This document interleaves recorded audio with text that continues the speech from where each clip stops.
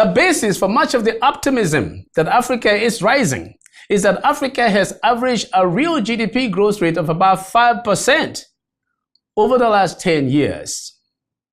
The African continent also has 14 of the top 30 world's fastest growing economies.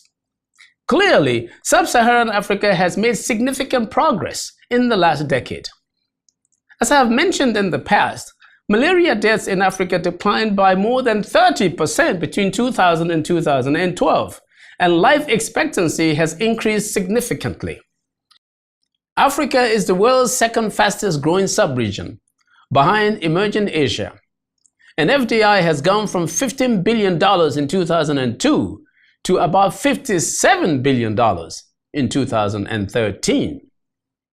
Even so, Africa's apparent addiction to foreign aid betrays the continent's economic confidence.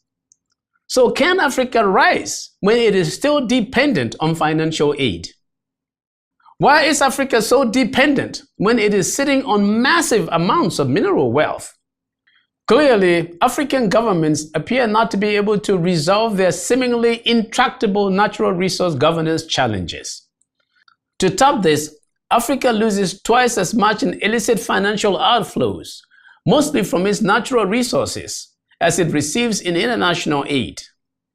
Taken together, I believe Africa is rising, but just not fast enough.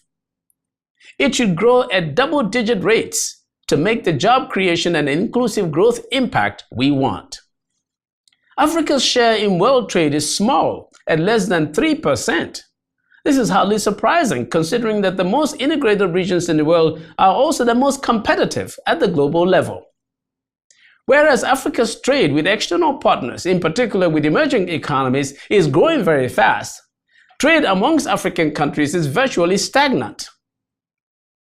The level of intra-trade among African countries is only about 11%, compared to about 70% in the EU, 52% among Asian countries, 50% in North America, and even as much as 26% among South American countries. Hopefully, African leaders are taking note and will act if they want to create jobs and spread prosperity across Africa. I'm Magnus kpakol, and that's my view.